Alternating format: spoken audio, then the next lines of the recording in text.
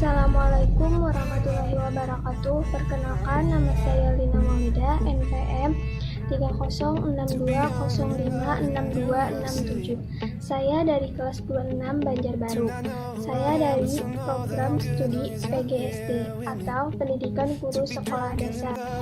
Baik, di sini saya akan sedikit membahas tentang jenis tulisan. Sebelum mengarang, apalagi karangan ilmiah, seseorang harus paham terlebih dahulu mengenai apa itu karangan dan jenis-jenisnya.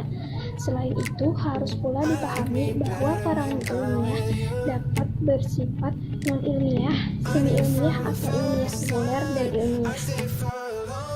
Ada beberapa jenis tulisan. Yang pertama, eksposisi. Karangan eksposisi merupakan wacana yang bertujuan memberikan penjelasan, informasi, keterangan, dan pemahaman kepada pembaca atau pendengar tentang suatu hal. Tulisan jenis ini biasanya menguraikan sebuah proses atau suatu hal yang belum diketahui pembaca atau proses kerja suatu benda. Jenis ini biasanya dapat kita temui di dalam kehidupan sehari-hari, seperti di media massa seperti berita politik, berita kriminal, dan lain-lain.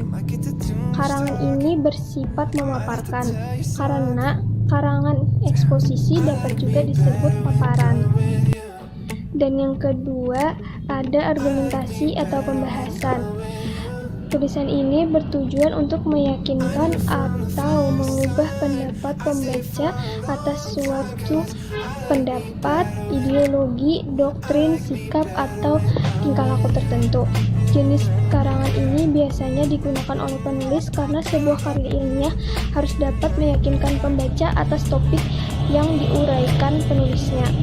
Dengan demikian, penulis harus menyusun karangannya secara logis dengan alasan atau data yang dapat meyakinkan pembaca. Yang ketiga, ada persuasi atau ajakan. Karangan persuasi adalah karangan yang bertujuan untuk meyakinkan pembaca, membuat pembaca percaya, atau membujuk pembaca atas apa yang dikemukakan oleh penulis.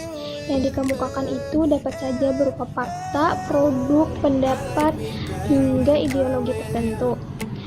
Bidang yang paling banyak menggunakan jenis karangan ini adalah dunia periklanan. Karangan persuasi dapat digolongkan menjadi 4 kelompok. Yang pertama, persuasi politik.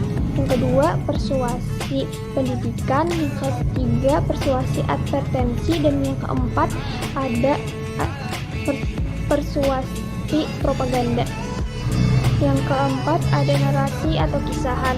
Narasi atau kisahan adalah karangan yang menceritakan sesuatu baik berdasarkan pengamatan maupun pengalaman secara runtut. Sebuah karangan narasi akan berusaha mengisahkan suatu peristiwa atau kejadian secara kronologis. Ottoro Dewo mengemukakan bahwa karangan narasi akan tersusun dengan baik apabila menggunakan 1. Keterangan waktu, 2. Keterangan yang berkaitan dengan pekerjaan atau peristiwa, dan 3. Kata-kata peralihan yang mengungkapkan kaitan pikiran, kaitan waktu, dan kaitan hasil dan pertentangan. Yang kelima, ada deskripsi atau lukisan. Deskripsi adalah jenis karangan yang menggambarkan bentuk objek dari aspek rupa, sifat, rasa, atau corak sesuai dengan keadaan yang sebenarnya. Selain menggambarkan perasaan bahagia, takut, sepi, sedih, atau gembira.